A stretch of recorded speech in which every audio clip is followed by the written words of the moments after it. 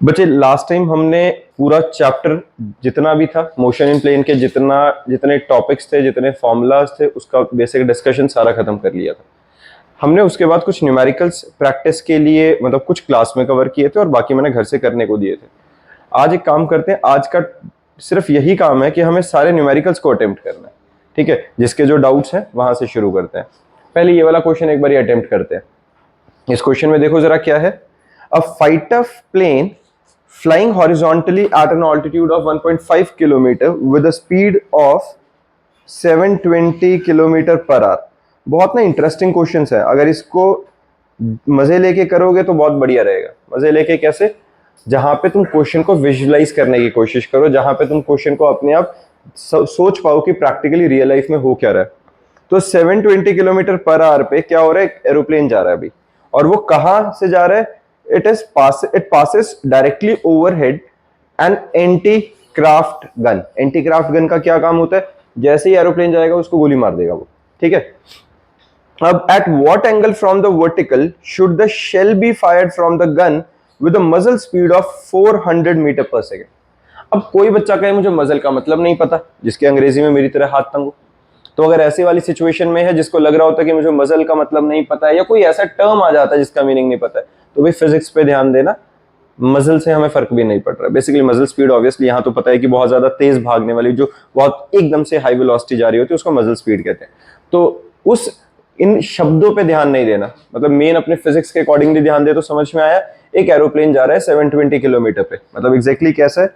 यहाँ पे हमारे पास क्या है, ये अपने पास है क्या है, जो एंटी क्राफ्ट गन है। यहां से एक एरोप्लेन जा रहा है ऐसे करके। अब अगर ये यहां से गोली मारेगा तो जैसे ही गोली चलाएगा एरोप्लेन तो बच गया, जैसे ही गोली चलाई है ना। तो इसे अगर इसे गोली मारनी है तो क्या करना पड़ेगा? किसी एंगल पे शूट करना पड़ेगा कि जब ये इधर जाए तो इधर से गोली जाके इसके लग जाए। बात समझ में आई है? सिंपल फंडा है। तो यही पूछा गया कि वर्टिकल के साथ कितने एंगल पे ये शूट करे जब एरोप्लेन यहां है, कि उस वक्त ये गोली जाके इस एरोप्लेन के लग ही जाए। यहां पे एक कॉमन चीज समझ में आ रही है तुम्हें क्या हो रही है? जितना डिस्टेंस ऊपर एरोप्लेन कवर कर रहा है, मान लो ये मेरी गन है, यहां से अपने पास हमें शूट करना है और यहां से एरोप्लेन इधर जा रहा है, तो अगर मैं किसी एंगल पे शूट कर रहा हूं जब एरोप्लेन यहां है, तो जितनी देर में एरोप्लेन यहां पहुंचा उतनी ही देर में इसको वहां पहुंचना है। दैट मीन्स डिस्टेंस दोनों ने, जो हॉरिजॉन्टल डिस्टेंस है, बराबर बराबर ट्रैवल किया होगा। अगर बराबर ट्रैवल नहीं किया तो फिर तो गोली लगेगी नहीं उसके। ये बात समझ में आई है? इसी रिलेशन को निकाल के हम इक्वेट करेंगे तो मे बी एंगल भी आ जाएगा। समझ में आया? करो स्टार्ट, अपने आप ट्राई करो, फिर मैं समझाता हूं, ठीक है। अब देखो भाई, अब इसको अगर हम विजुअलाइज करने की तुमने अपने अपने तरीके से जो तुम्हें समझ में आया किया। अब इसमें यहां देखो, हम एक बार ना अपने तरीके से समझने की कोशिश करते हैं। अब जैसे ये बच्चा बोल रहा है कि वो डायगनली जाएगा तो ही हिट कर जाएगा, क्या इसमें प्रोजेक्टाइल लगेगा क्या नहीं लगेगा, उसके बारे में डिस्कस करते हैं। देखो, a fighter plane flying horizontally at an altitude of 1.5 kilometre. पहला ये हमने ग्राउंड बना लिया है, ठीक है। इस ग्राउंड लेवल से 1.5 किलोमीटर्स ऊपर, 1.5 किलोमीटर्स की हाइट पे क्या उड़ रहा है? एक एरोप्लेन। इस किलोमीटर्स को मैं मीटर में बदल सकता हूं, कितना आया? 1500 मीटर्स, ठीक है। चलो, अब यहां से हमारे पास क्या जा रहा है? एक एरोप्लेन जा रहा है, ठीक है।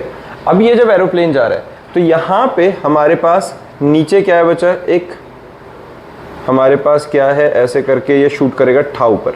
तो इसको ना, एक मिनट, ऐसे नहीं, हमें किसी एंगल पे शूट कराना है। तो ऐसे करके वो है, ये पता क्या होता है ना, पुराने ज़माने की वो तोप है जो गोली मारेगी और इसको उड़ा देगी। अब अगर यहाँ पर है, इससे ये कितने स्पीड पे जा रहा है बेटा? 720 किलोमीटर पर आवर। अगर 720 किलोमीटर पर आवर है, पहली गड़बड़ तो वही है कि यूनिट ठीक नहीं है। इसको करंट कन्वर्ट कर दिया मीटर पर सेकंड में, कितना बना? कितना बना? अरे बताओ कितना बना? किससे मल्टीप्लाई किया था? 5/18 से। तो कितना बना? बताओ जरा, कटिंग करके कितना बन रहा है? कर लोगे? मीटर पर सेकंड में कन्वर्ट कर लोगे? ठीक है, कितना? अरे जोर से बोलो। 200। 200 मीटर पर सेकेंड, 200 मीटर पर सेकेंड की स्पीड से 1 सेकेंड में 200 मीटर कवर करा, बहुत तेज जा रहा है, ठीक है। अब यहां से हमें क्या करना है, at what angle from the vertical should the shall be fired from the gun with a मजल स्पीड ऑफ 400 मीटर पर सेकेंड। मुझे यहां से कितने एंगल पे इसे फायर करना है, किस स्पीड के साथ, 400 मीटर पर सेकेंड के साथ, ताकि ये प्लेन को शॉर्टेस्ट टाइम में हिट कर जाए। अब मैं यहां से अगर मान लो किसी एंगल पे, थोड़ा सा इसको और ऐसा कर लेते हैं, अगर किसी एंगल पे, थीटा एंगल पे मैं इसे शूट करूंगा तो ये सीधा ऐसा जाएगा, ऐसा सीधा जाना चाहिए। पहली बात तो हमें कैसे ही पता चले कि ये सीधा जाना चाहिए, कितनी हाइट पे जाना चाहिए, पहला तो ये भी तो कंसर्न है। ये भी तो हो ही सकता है कि ये जाए ही ना ऊपर तक, 1500 मीटर छोटा डिस्टेंस थोड़ी ना है, क्या पता हमारा, अगर मैं इसको, इन्होंने 400 मीटर पर सेकेंड के साथ बोला है, यू कितना है 400 मीटर पर सेकेंड, किसी एंगल पे शूट किया इधर थीटा, तो हमें तो हॉरिजॉन्टल वाले के साथ पता है, तो 90 माइनस थीटा लगा देते हैं इसे। इसके लिए मैक्सिमम हाइट की वैल्यू निकालना जरा कितनी जा रही है ना। अगर मैं किसी एंगल पे शूट करूंगा मैक्सिमम हाइट के हिसाब से, पहले तो ये देखो क्या 1500 मीटर कवर करेगा, चलो कर रहा होगा, क्यों, मैं अगर जो मैक्सिमम डिस्टेंस के हिसाब से 90 मान लूँ, मैं ये मान लूँ कि जो एंगल है पूरा ही 90 डिग्री पे शूट करे, 1500 मीटर की हाइट अगर वो कवर कर रहा है, तो यहाँ से जाते हुए ये सीधा क्यों जाएगा, ये ऐसे जाके हिट नहीं करेगा, ग्रेविटी भी काम करेगी। किसी एंगल पे शूट कर रहे हैं तो ओवरऑल ये इस साइड से इस तरीके से मूव करेगा, जाएगा। अब जब हमारे पास एक सर्टेन टाइम के बाद ये एरोप्लेन यहाँ और ये अपनी बम्प शेल यहाँ आके अगर दोनों एक पॉइंट पे पहुँच गई तो ये इसको लगेगा, वरना नहीं लगेगा। मान लेते हैं कुछ t सेकंड्स के बाद इतना होने वाला है, यही बात हुई ना, ये बात समझ में आई है। तो इसने जितना हॉरिजॉन्टल डिस्टेंस उस टाइम में ट्रैवल किया उतना ही हॉरिजॉन्टल डिस्टेंस प्लेन ने ट्रैवल किया होगा। अब प्लेन ने t टाइम के अंदर कितना डिस्टेंस ट्रैवल किया, स्पीड हमें गिव पता है, टाइम हम t सेकंड्स मान लेते हैं, है ना, मिनिमम टाइम के लिए टाइम हम अगर जो t सेकंड्स मान लेते हैं तो उतनी देर के अंदर ये यहाँ पे हिट करेगा। अब देखो उस वक्त t सेकंड्स के अंदर जो ये शेल आनी है यहाँ से, वो 1500 मीटर की हाइट पे मिनिमम जानी चाहिए, हो सकता है इससे ऊपर भी चली जाती या नीचे रहेगी, वो हम डिस्कस कर सकते हैं, लेकिन अभी की मैं बात करूं, अगर मान लेते हैं वो एरोप्लेन तक तो पहुंचेगी, तो उसी t सेकंड्स के अंदर इसे 1500 मीटर का वर्टिकल डिस्टेंस कवर करना है कि नहीं। जितनी देर में एरोप्लेन यहाँ आएगा, इस बॉम्ब शेल को 1500 मीटर ऊपर भी जाना है और उतना डिस्टेंस आगे भी जाना है। ये बात समझ में आ रही है पक्का। एक काम करते हैं, यहाँ पर जब हमने इसको u के साथ शूट किया था, दो कंपोनेंट रिजॉल्व करो, u cos of 90 minus theta और u sine of 90 minus theta. किसी को परेशानी, तो ये हमारे पास बना u cos थीटा और ये हमारे पास बन गया u साइन थीटा। ये हमारे पास हॉरिजॉन्टल साइड में बना और ये मेरे पास वर्टिकल की वेलोसिटी बनी इनिशियल। किसी को दिक्कत पक्का। ये 90 माइनस थीटा का कंसेप्ट समझ में आया, क्योंकि इन्होंने बोला था वर्टिकल के साथ कितने एंगल पे ले। अब अगर ऐसा है तो हम एक काम करते हैं, पहले मैक्सिमम हाइट t सेकंड्स के अंदर हाइट कितनी कवर करनी है, h मुझे कवर करवाना है इससे 1500 मीटर कवर कराना है, 1500 मीटर की डिस्प्लेसमेंट करानी है। तो y is equal to 1500 metre, uy is equal to u cos theta, acceleration it is against the gravity, और t मान लेते हैं फिलहाल t सेकेंड्स। किसी को दिक्कत, ये बात ठीक है पक्का, ठीक बात है ना। t सेकेंड्स के अंदर ये सब है, वैल्यू सब्स्टिट्यूट करते हैं, क्या डालो, y की जगह 1500, s is equal to u t plus half a t square, u t plus half, g की जगह क्या डाल दूं मैं, -10 वैल्यू सब्स्टिट्यूट कर देते हैं, मान लेते हैं एक्सेलरेशन ड्यू टू ग्रेविटी फिलहाल -10 अप्रॉक्स लेके चल पड़ते हैं, और into T square. First equation सिर्फ थीटा और टी दो वेरिएबल्स हैं हमारे पास, है ना। अब एक और देखो, ये टाइम कहाँ से निकालूं मैं, अब यहाँ से यहाँ आने में ये जो डिस्टेंस ट्रैवल किया हुआ, इतना ही डिस्टेंस इसको भी ट्रैवल करना हॉरिजॉन्टल साइड में। हॉरिजॉन्टल के लिए मान लेते हैं ये डिस्टेंस क्या है, फिलहाल इस डिस्टेंस को हम x मान लेते हैं, ये जो डिस्टेंस है दोनों ने x ट्रैवल किया। तो एरोप्लेन ने कितना डिस्टेंस ट्रैवल किया होगा, डिस्टेंस का फॉर्मूला क्या होता है, स्पीड इनटू टाइम होता है कि नहीं बच्चा? स्पीड कितनी है? 200 मीटर पर सेकेंड, टाइम मान लेते हैं t सेकेंड। तो इतना डिस्टेंस एरोप्लेन ने कवर किया, सेम इतना ही हॉरिजॉन्टल डिस्टेंस अपने बॉम्ब शेल को भी कवर करना है सेम टाइम के अंदर, है ना? बिल्कुल सेम है। तो हॉरिजॉन्टल वाले के लिए मैं क्या लगा देता हूँ, x is equal to u x t, क्योंकि हॉरिजॉन्टल डायरेक्शन में ax की वैल्यू तो ज़ीरो रहती है ना? उस साइड में एक्सेलरेशन जो रहेगा हॉरिजॉन्टल डायरेक्शन में वो तो ज़ीरो रहेगा। तो यहाँ पे x is equal to u sine theta times t is equal to 200t आया कि नहीं आया? यहाँ पे किसी को दिक्कत? और u की वैल्यू कितनी है? 400, है ना? t से t हमारा अगर कट गया तो sine theta is equal to 200, sine theta is equal to 200 by 400 1/2, और we can write it as theta कितना निकल गया? 30 डिग्री। इस इक्वेशन की ज़रूरत ही नहीं पड़ी, वहाँ से सीधा आ गया। अगर कुछ और पूछा जाता, कुछ और कंडीशंस होती तो हम इसको भी यूज़ कर लेते, होता कि नहीं? अगर मान लो मेरे से ये पूछा जाता, इन्होंने बोला है सिर्फ कि कितने एंगल पे हिट करना है, अगर ये भी पूछा जाता कितनी देर में हिट करेगा, तो मैं यहाँ से उसकी वैल्यू थीटा की वैल्यू सब्स्टिट्यूट करके, u मेरे पास ऑलरेडी है, सिर्फ थीटा और t ही तो वेरिएबल है, मैं थीटा की वैल्यू सब्स्टिट्यूट करूँगा, मेरे पास t भी आ जाएगा कि नहीं? बात समझ में आई है? मुद्दा देखो यहाँ पे ये नहीं है क्या फाइंड करना है क्या नहीं, तुम्हें कंसेप्ट लगाना आना चाहिए, लॉजिक समझ में आ रहा है, केसेस को रिलेट करना आना चाहिए। पता चल रहा है? हर बार ऐसा होगा, कोई जो कंडीशंस दे रखी है उनमें म्यूचुअल कॉमन चीज़ें निकालने की कोशिश करो जो दोनों के लिए सेम होंगी। किसी टाइम में सेम टाइम पे जा रहा होगा, कुछ डिस्टेंस होगा, उन चीज़ों को अगर तुम रिलेट कर पाओगे तो बहुत आसानी से चीज़ें पकड़ में आएंगी। डन है? चलो अब ये हमारे पास कर आगे मैंने डायरेक्ट यहाँ पे आंसर किया हुआ था जो 30 डिग्री है।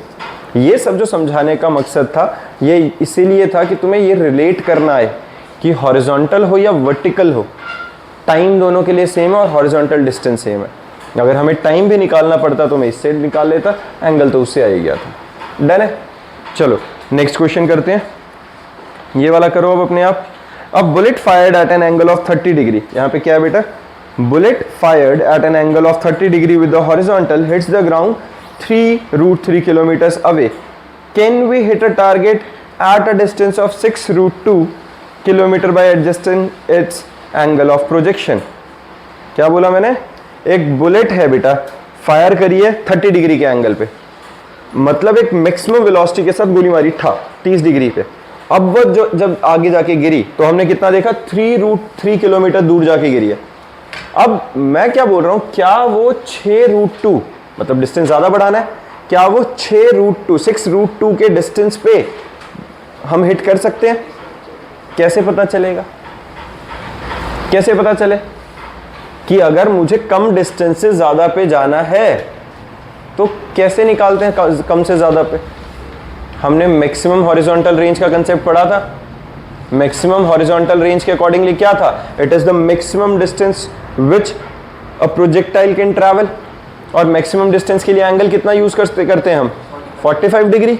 तो अगर मैं 30 की जगह 45 डिग्री के एंगल पे शूट करूं और मेरी मैक्सिमम हॉरिजॉन्टल रेंज 6√2 से ज़्यादा आ जाए तो मैं इस टारगेट पे हिट कर पाऊंगा, है ना? फिर तो मैं एंगल कम ज़्यादा करके कहीं ना कहीं नज़दीक तो पहुंचा ही लूँगा।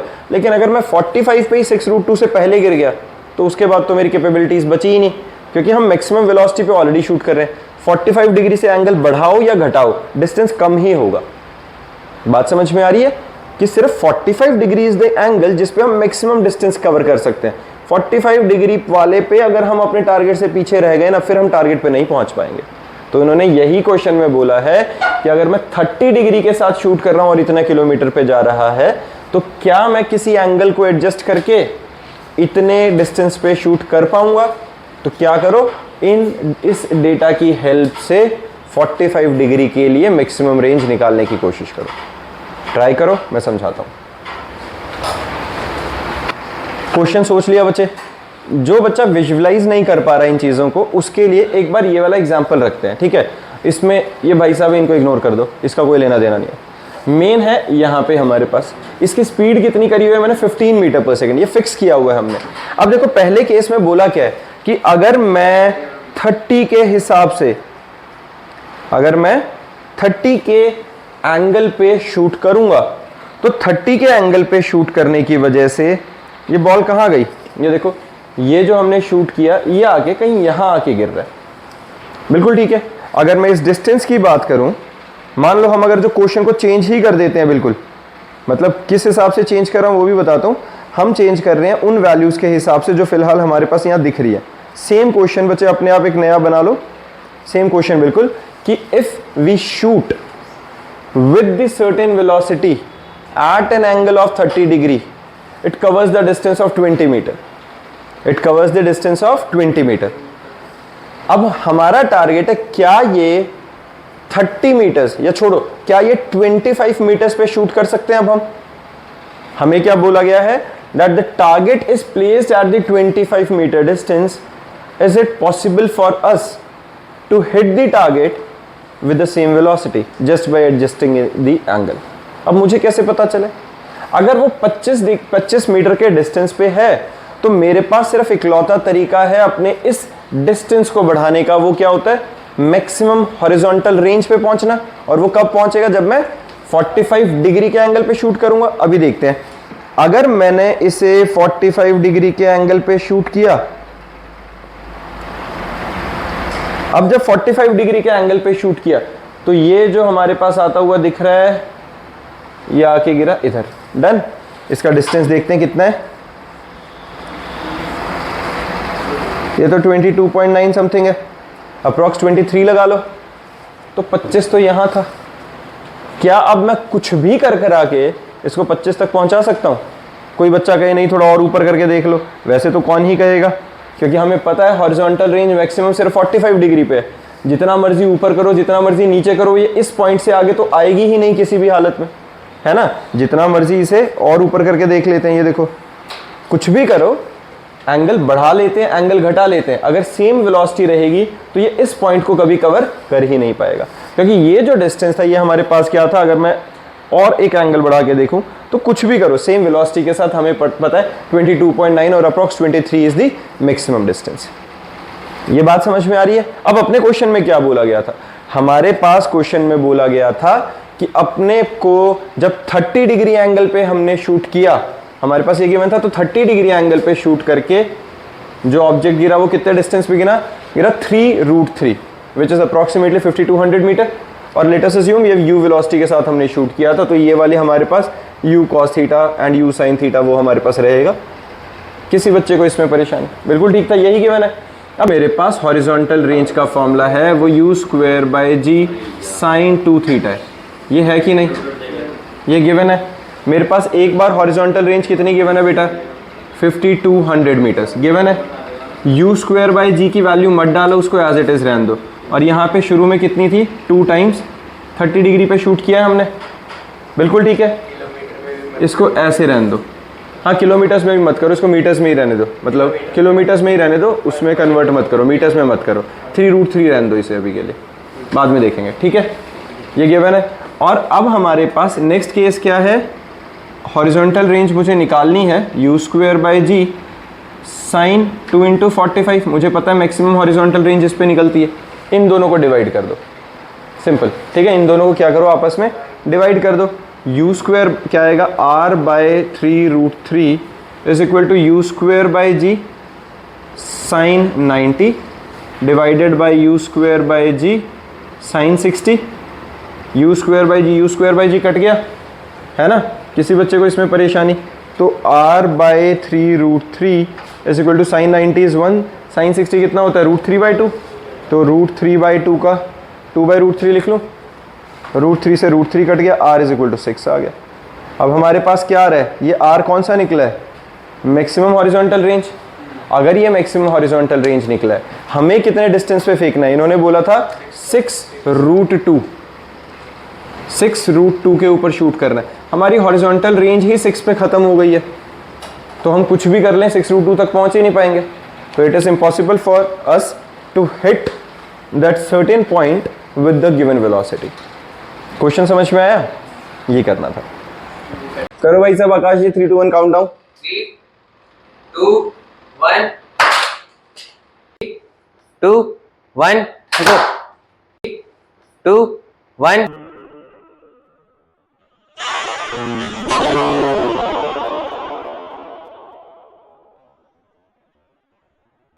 हमारे पास यहाँ पे क्वेश्चन है प्रोजेक्टाइल मोशन के अंदर, अ Hunter AIIMS his gun, a Hunter AIIMS his gun and Fyers a bullet directly at a monkey in a tree.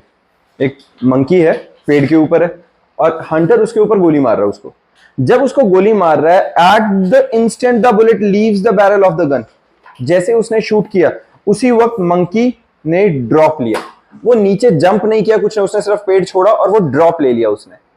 अब हमें यह बताना है क्या बुलेट मंकी को हिट करेगी, और करेगी तो क्यों करेगी, और जस्टिफाई करना है हमें, है ना। क्वेश्चन समझ में आया। इसको एक काम करते हैं, पहले प्रैक्टिकली विजुलाइज करके देख लेते हैं। अब हम जब प्रैक्टिकली विजुलाइज कर रहे हैं तो एक एक चीज को सिर्फ ऐसे ही मत देखना, मतलब वहां पे क्या करना, कोशिश करेंगे कि हर पॉइंट को देखेंगे कि वहां पे हो क्या रहा है। तो ठीक है, ये हमारे पास कंडीशन है, क्या है, ये भाई साहब शिकारी है, ये मंकी जो पेड़ के ऊपर है, बिल्कुल ठीक है।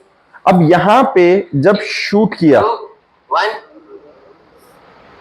यहां देखो, जैसे इस पे देखना, पहली बात तो ये किसी एंगल पे प्रोजेक्टेड है।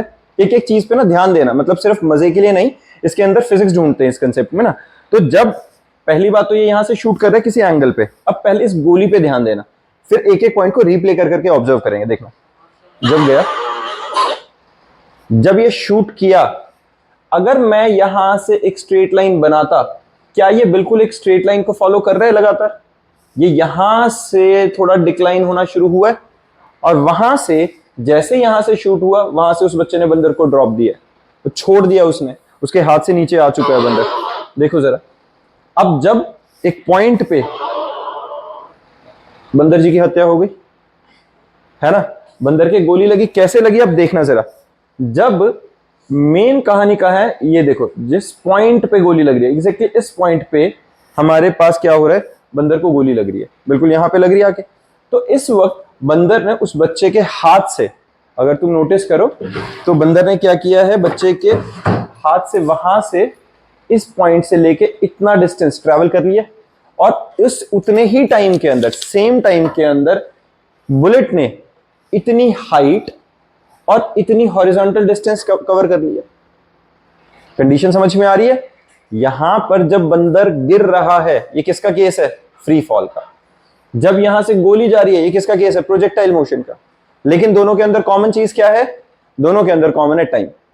एक कंडीशन से टाइम निकाल के दूसरे में सब्स्टिट्यूट करें, अगर सेम टाइम दोनों का होगा तो गोली लगेगी, वरना नहीं लगेगी। बंदर बच कैसे सकता था कि अगर यहां से जब गोली जा रही है, समहाउ इसकी वेलोसिटी स्लो होती, कुछ भी होता, ये एक पॉइंट पे मीट ना करते। एग्जैक्टली इस पॉइंट पे जब गोली लग रही है, देखो जहां पे गोली लगी है, अब इसके अंदर अगर तुम ध्यान से देखो तो ये एक पॉइंट है, यहां के गोली लग रही है। तो जिस पॉइंट पे ये यहां पे बंदर को गोली हिट कर रही है, अगर इस वक्त ये दोनों एक ही जगह पे ना होते तो गोली लगेगी नहीं। समझ रहे हो कि नहीं। गोली क्यों लग रही है, क्योंकि दोनों, बंदर और गोली दोनों एक जगह पे एक ही टाइम पे है। अगर ये टाइम आगे पीछे होता कि बंदर कुछ सेकंड्स पहले उस पॉइंट को क्रॉस करता और गोली कुछ सेकंड्स पहले निकलती, तो गोली नहीं लगती। या उल्टा केस होता कि गोली पहले निकल जाती, बंदर बाद में आता, लेकिन गोली तब लगेगी सिर्फ जब दोनों के दोनों objects, that is monkey, object लगा लो या लिविंग बीइंग या जो भी है अब अपने पास, मंकी और ये हमारे पास जो गोली एक ही पॉइंट पे एक ही समय पे है, तो गोली लग गई। That means distance, vertical distance traveled by the monkey in the same time is exactly equals to horizontal distance and the vertical height covered by the bullet in the same time. ये same time है, गोली लग गई। Condition समझ में आई है पक्का। फिर से विजुलाइज करते हैं ध्यान से। अब एक एक पॉइंट पे ध्यान देना।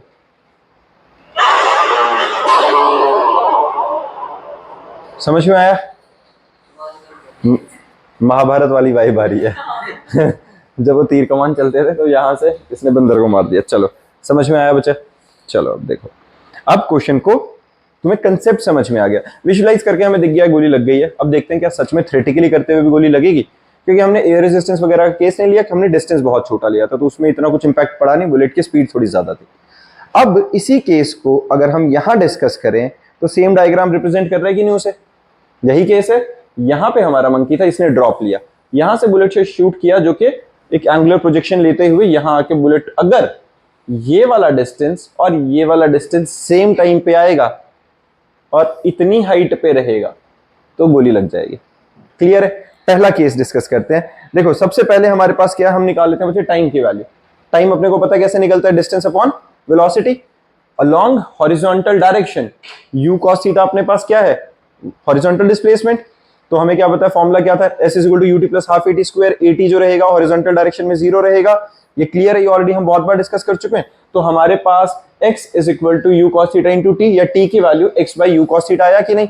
x हमने क्या लिया हुआ बच्चे, ये वाला डिस्टेंस। डन है? किसी बच्चे को इसमें परेशानी? बिल्कुल ठीक। तो x is equal to u x t plus half a x t square से ए एक्स की वैल्यू 0 डाल के t की value x by u x, that is x by u cos theta आ गया। डन। सेम चीज है vertical के लिए, निकालते हैं। y डिस्प्लेसमेंट आ गई है ये वाली, है ना, ये वर्टिकल डिस्प्लेसमेंट।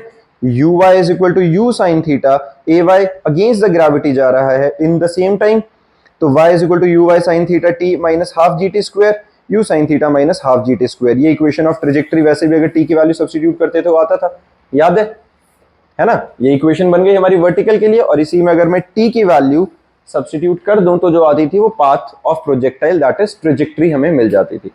अब देखो कहानी कहां है, यहां पे बंदर को गोली लगने की स्टोरी क्या है, जब अगर इस डिस्टेंस की मैं बात करूं, इस डिस्टेंस में से ये जो डिस्टेंस है BC, ये डिस्टेंस कैसे आ रहा है, टोटल जो हमारा ये डिस्टेंस था इसमें से बंदर वाले डिस्टेंस को माइनस कर दो, उतनी ही हाइट वो कवर कर रहा है कि नहीं जो हमारी बुलेट कवर कर रही है। तो मैंने क्या लिखा है यहाँ पे, AB is equal to AC minus BC, बिल्कुल ठीक है ना? ध्यान से देखो, AB जो है वो AC माइनस BC है, किसी को परेशानी इसमें? अब AC क्या है, x tan थीटा। अगर मैं इसमें इस ट्रायंगल को कंसीडर कर लूं, मेरे साथ साथ रहना बच्चे, ध्यान देना, क्या है, अगर मैं इस ट्रायंगल को कंसीडर करूं फिलहाल के लिए, तो ये राइट एंगल ट्रायंगल बन रहा है, राइट एंगल ट्रायंगल बन रहा है, तो ये थीटा है हमारे पास। मैं परपेंडिकुलर, पूरा परपेंडिकुलर जो कि AC है और बेस को रिलेट कराऊं, तो मैं रिलेट कर सकता हूं कि नहीं, है ना? मैं AC जो मेरे पास डिस्टेंस है AC, दैट इज परपेंडिकुलर, इस परपेंडिकुलर को मैं हाइपोटेन्यूज टाइम्स tan थीटा लिख सकता हूं। tan थीटा होता है perpendicular by base, cross hypotenuse कह रहा हूं, सॉरी। ये जो मेरे पास यहां से tan थीटा है, tan थीटा किसके इक्वल होता है, परपेंडिकुलर बाय बेस। तो परपेंडिकुलर अपॉन बेस में परपेंडिकुलर की value base into tan theta लिख सकता हूं। बेस क्या था, x, तो मैंने उसको क्या लिख दिया बच्चा, मैंने यहां से लिख दिया है x tan थीटा। सिमिलरली अब मेरे को BC निकालना है। देखो BC क्या है बेटा, BC ये वाला डिस्टेंस, ये तो हमने अभी निकाला है। BC की वैल्यू क्या है, you sine theta by theta into T minus half g t square. ये वैल्यू मैंने यहाँ पे सब्स्टिट्यूट कर दी। किसी बच्चे को इसमें परेशानी? पता चला? तो ये वाला जो डिस्टेंस, ये हमने क्या किया है, जो हमारे पास वैल्यू थी ये यहाँ पे हमने सब्स्टिट्यूट कर दी। डन। अब यहाँ से AB की वैल्यू निकाली, x tan theta minus you sine theta over x you cos theta. ये मैंने क्या किया, जो t की वैल्यू हमारे पास निकली थी, जो हमारे पास t की वैल्यू निकली थी, वो वैल्यू हमने हर जगह पे जहां जहां t था वहां सब्स्टिट्यूट कर दी। ये भी ठीक है। सॉल्व कर कर आके x tan थीटा कट गया, है ना? यहाँ पे हमारे पास u से u कटा, साइन बाय कॉस tan बन गया, x tan थीटा कट के half gx square u square cos square theta. AB की वैल्यू आ गई कि नहीं, इसमें किसी को दिक्कत नहीं है। अब जो हमारे पास AB है वो क्या है, इतना डिस्टेंस। अगर सेम टाइम में इतना ही डिस्टेंस मंकी ड्रॉप लेते हुए कवर करेगा, तो यानी कि सेम समय पे मंकी और बुलेट एक पॉइंट पे होंगे, उसे गोली लग जाएगी। अब देखते हैं मंकी ने कितना डिस्टेंस ट्रैवल किया होगा टी टाइम में। मंकी का केस क्या है, मंकी तो फ्री फॉल पे है ना? यहां तक समझ में आया बच्चे, half g x square u square cos square theta, और ये जो x upon u cos theta था ये तो t था, तो मैंने उसको वापस से t लिख दिया। बिल्कुल ठीक है, डन। अब AB जो, जब मैं मंकी का केस ले रहा हूं, तो मंकी के केस को हम कैसे ले रहे हैं, मंकी का केस एग्जैक्टली क्या था बच्चे, फ्री फॉल। तो AB dash it is the distance travelled by monkey. AB dash मान रहा हूं मैं उसे कि अगर AB डैश और AB इक्वल होंगे तो गोली लग रही है ना, इक्वल डिस्टेंस होगा।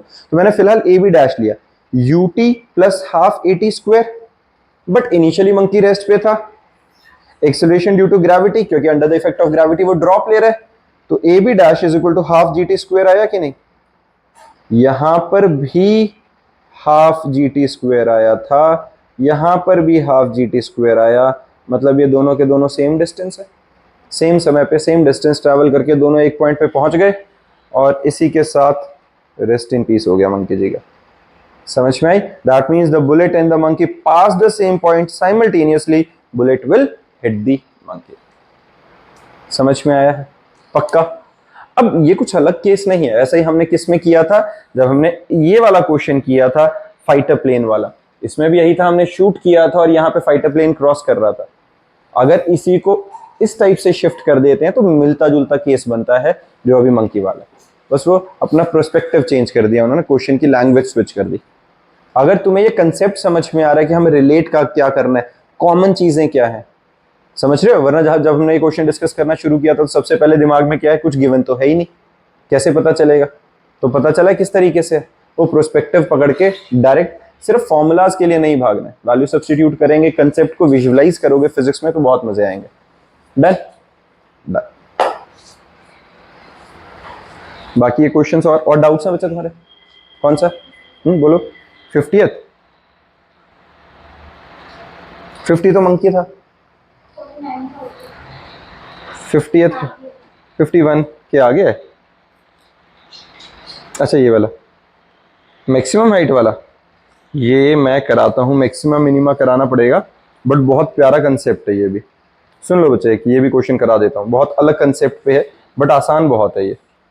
ठीक है, अब देखो बच्चा ध्यान से देखो फिर से, तो ये हमारे पास बच्चे अब क्वेश्चन है, नेक्स्ट क्वेश्चन अपने पास है जो मैं साथ के साथ करा ही देता हूँ, अटेम्प्ट करने का टाइम नहीं दूंगा। ठीक है, देखो एक बार, चलो स्टार्ट करते हैं। तो हमारे पास है the maximum height attend bye a projectile is increased by 10%। Next question में क्या बोला है? Maximum height attend by the projectile it is increased by 10% by increasing its speed of projection. क्या करा बच्चा? हाइट जितनी पे जा रहा था, मान लो 100 मीटर था, अब 110 गया, कब? जब मैंने वेलोसिटी बढ़ाई, मैं एंगल नहीं चेंज कर रहा हूं, क्या कर रहे हैं? वेलोसिटी को चेंज कर रहे हैं without changing the angle of projection. What will be percentage increase in its horizontal range? Question समझ में आया? जितनी हाइट पे बुलेट जा रही थी या कोई ऑब्जेक्ट जा रहा था, प्रोजेक्टाइल जा रहा था, अब उससे ज्यादा ऊपर गया अगर मैंने वेलोसिटी बढ़ाई सेम एंगल पे, तो अगर ज्यादा ऊपर गया तो क्या ज्यादा आगे भी जाएगा, और आगे जाएगा तो कितना जाएगा, ये रिलेट कराना है। बात समझ में आई है? क्वेश्चन समझ में आ गया बच्चा? लक्ष्य पक्का? बच्चे क्वेश्चन पता चल गया? चलो अब देखो, हमारे पास हमें एक चीज पता है, अपने पास फॉर्मूला क्या है बेटा? हमारे पास h is equal to u square by 2g sine square theta, maximum height का यही फॉर्मूला है। कहां से निकला था? s is equal to u t plus half a t square के अंदर जब हम निकाल रहे थे, पहले तो मैक्सिमम हाइट के अंदर हमने एंगुलर प्रोजेक्शन की जब डेरिवेशन करी थी, एंगुलर प्रोजेक्टाइल मोशन की, मैक्सिमम हाइट पे final velocity 0, v is equal to u plus a t से t निकाला, और t की वैल्यू s is equal to u t plus half a t square के अंदर सब्स्टिट्यूट करते हुए डिस्प्लेसमेंट ली थी मैक्सिमम हाइट h, t की वैल्यू सब्स्टिट्यूट कर दी थी हाफ टाइम लेके, और उसके हिसाब से हमारे पास ये value u square by 2g sine square theta आ गया था। हमने बहुत डेप्थ में डेरिवेशन करी थी, है ना? तो क्रैमिंग नहीं है पता ये फॉर्मूला कहां से है, याद है तो बहुत अच्छा, वरना डिराइव कर लो, गिन के 30-40 सेकंड लगेंगे। चलो अब थीटा कांस्टेंट है, इन्होंने खुद बोला एंगल चेंज नहीं करना है। एक्सेलरेशन ड्यू टू ग्रेविटी वो ऑब्वियसली वेरी नहीं करेगी। अब डेल्टा एच क्या है? देखो अब मेरी बात समझना, डेल्टा एच क्या होता है? Variation in height. Variation in height, तो हम ऐसे केसेस में क्या लगा रहे हैं, हम डिफरेंशिएशन का कंसेप्ट लगाएंगे। डिफरेंशिएशन का कंसेप्ट क्या होता है? अपने को ये फॉर्मूला पता है बच्चा, डिफरेंशिएशन का basic, x raise to the power n का अगर मैं डेरिवेटिव निकालता हूं तो पावर रूल क्या कहता है? nx raise to the power n minus 1, और इनटू ये जो x है इसका डेरिवेटिव डेल्टा x, यही होता है। अगर हम डेरिवेटिव निकालते हैं x raise to the power n का डेरिवेटिव, पावर रूल लग रहा है nx raise to the power n minus 1, x variable था उसका डेरिवेटिव साथ में मल्टीप्लाई डेल्टा x, ये चेन रूल का कंसेप्ट लगा, है ना? तो डिफरेंशिएशन जब हमने लगाई तो अब इसका डेरिवेटिव करो बेटा। इस डेरिवेटिव में डिफरेंशिएशन में करते हुए साइन स्क्वायर थीटा, ये तो कांस्टेंट है, बदलेगा ही नहीं, क्योंकि थीटा कांस्टेंट है तो साइन स्क्वायर थीटा की वैल्यू चेंज नहीं होगी। 2g acceleration due to gravity, और 2 क्या ये कोई वेरिएबल है? इसमें नहीं है, दोनों कांस्टेंट। तो sign square theta by 2g को अलग रख लिया और u स्क्वायर पे पावर रूल लगाया, तो u स्क्वायर का पावर रूल क्या लगेगा? 2u into delta u। बात ठीक है? समझ में आई ना ये वाली बात, 2u डेल्टा u की? ठीक, अब डेल्टा एच बाई एच हमने डिवाइड कर दिया। जब मैं डेल्टा एच बाई एच कर रहा हूं तो डेल्टा एच की वैल्यू है sign square theta by 2g 2u delta u, sign square theta by 2g you square, H की वैल्यू सारा कट के 2 डेल्टा यू बाई यू आया कि नहीं? डन है। अब हमें परसेंटेज इंक्रीज इन एच तो 10% गिवन है। परसेंटेज इंक्रीज का मतलब change in height upon original height, that is 10 upon 100 it is equal to 0.1, यही वैल्यू गिवन है कि नहीं? तो इसी को अगर मैं यहां 2 डेल्टा यू बाई यू के अंदर वैल्यू सब्सटीट्यूट कर दूं तो twice of delta u by u की वैल्यू 0.1 आएगी कि नहीं? यहां तक ठीक है।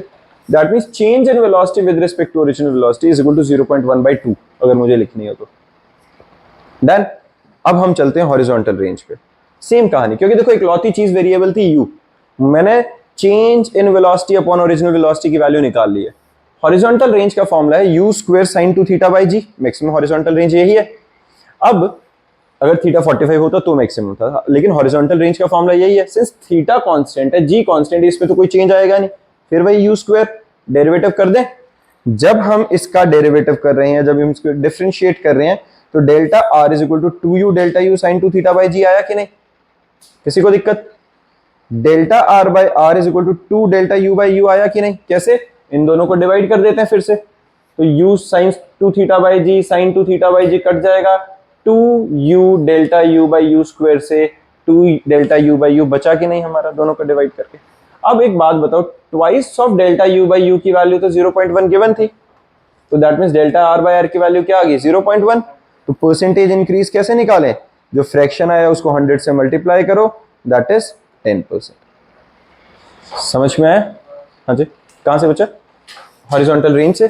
देखो हमारे पास, मैंने एक बार क्वेश्चन ही पूरा फिर से बता रहा हूं, करने का तरीका बता रहा हूं। हमने क्या बोला था? ना एंगल में चेंज लाना है हमें, ना acceleration due to gravity change होगी, मुझे सिर्फ वेलोसिटी बढ़ानी थी। कितनी? 10%। तो चेंज इन वेलोसिटी 10% का मतलब क्या हुआ? अगर मैं फ्रैक्शंस में लूंगा तो वैल्यू निकल सकती है। पहले मैंने क्या किया, मैंने सिंपल एच का फॉर्मूला लगा दिया। हॉरिजॉन्टल रेंज का मुझे फॉर्मूला पता है क्या होता है, u square by 2g sine theta, ये दोनों कांस्टेंट थे, डेल्टा एच की वैल्यू निकाली। डेल्टा एच होता है वेरिएशन इन हाइट, सब्स्टिट्यूट किया, ये सारा कांस्टेंट 2u डेल्टा यू आया कि नहीं? अब इसके बाद हमने क्या किया, इन दोनों वैल्यूज को डिवाइड कर दिया, ये और ये कांस्टेंट टर्म कट गई, तो u square by 2u delta you बचा कि नहीं? या रेसिप्रोकल कर दो तो डेल्टा एच बाई एच की value 2 delta u by u बचा कि नहीं? पक्का। अब परसेंटेज इंक्रीज इन हाइट तो 10% क्वेश्चन में ही गिवन थी, that means change in height is 10, original value 100 मान लो, यही हुआ ना, 100 के रिस्पेक्ट में 10 बड़ी है तो 10 बाई 100 0.1, तो twice of delta u by u की वैल्यू 0.1 आई कि नहीं? मेरे पास आ गई ये वैल्यू। सेम अब हम क्या करते हैं, हॉरिजॉन्टल रेंज का केस ले लेते हैं। हॉरिजॉन्टल रेंज के फॉर्मूले में वैल्यू डालते हैं, u square sine 2 theta by g, sine 2 theta by g constant है क्योंकि एंगल चेंज नहीं करे, जी वैसे कांस्टेंट है। यू स्क्वायर का डेरिवेटिव जब डेल्टा आर के रिस्पेक्ट में करेंगे 2u delta u sine 2 theta by g, इस वैल्यू और इस वैल्यू को डिवाइड करो तो delta r by r is equal to 2u delta u by u बचा कि नहीं? किसी को दिक्कत? अब 2u डेल्टा बाई यू की वैल्यू तो 0.1 थी, तो डेल्टा आर बाई आर की वैल्यू 0.1 आ गई। ये फ्रैक्शन है, परसेंटेज में कन्वर्ट करना है, इनटू 100 मल्टीप्लाई करते हैं and 10% is the final result. Clear है बच्चा? और किसी को डाउट? डन। चलो इसी के साथ हमारे कुछ न्यूमेरिकल्स हो गए हैं जो डाउट्स थे, बाकी हर बच्चे को ये सारे न्यूमेरिकल्स अटेम्प्ट करके रखने हैं। और ये वाला क्वेश्चन नहीं किया बच्चे? किया नहीं है? कर लेना, ये इंपॉर्टेंट है, ये भी बहुत अच्छा क्वेश्चन है। बच्चे का सर फूटेगा कि नहीं, गाड़ी चलती गाड़ी से कुछ फेंक के मारेगा। ठीक है, अब ये भी ट्राई करके देखेंगे। हम एक काम करेंगे, मैं गाड़ी लेके आऊंगा, पीछे नीलाक्ष को बिठाएंगे और उसमें से चिराग को पत्थर मार के देखेंगे लगेगा कि नहीं। अगर लगेगा तो क्वेश्चन क्लियर हो जाएगा। इस बार बंदर की जगह चिराग को मारेंगे। ठीक है, कुछ नहीं करेंगे, मेरी बात समझो, ये सारे क्वेश्चन अटेम्प्ट करके रखने हैं बेटा। ठीक है, अच्छा सुनो, समझ रहे हो? ये वाला भी है, ये देखो, अरे हेलीकॉप्टर से गरीब लोगों के लिए खाना गिराया जा रहा है, तो वो भी पहुंचेगा कि नहीं? सुन रहे हो बेटा? अच्छा चलो, अब हंसी मजाक खत्म, लेकिन ये बात समझ रहे हो, काफी इंटरेस्टिंग क्वेश्चन है अगर प्रैक्टिकली विजुअलाइज करोगे तो। अगर रट के फॉर्मूला डालो और वैसे करोगे तो बोरिंग है।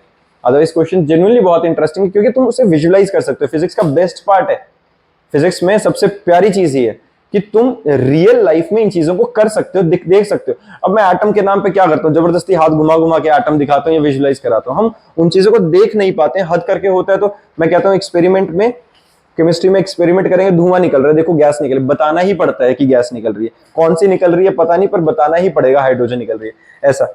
फिजिक्स में नहीं है, फिजिक्स में हम सब कुछ धक्का है, फोर्स है तो धक्का मार के देख लेते हैं, है ना। तो वो सब बहुत अच्छा है अगर विजुलाइज करोगे। बहुत इंटरेस्टिंग क्वेश्चंस है, हर बच्चा ये सारे क्वेश्चंस अटेम्प्ट करेगा। नेक्स्ट क्लास में फिर डाउट्स कर लेंगे अगर होंगे तो, और साथ में एनसीईआरटी और एडिशनल क्वेश्चंस जो रहेंगे, ठीक है। इसी के साथ पूरा चैप्टर हमारा खत्म, डन।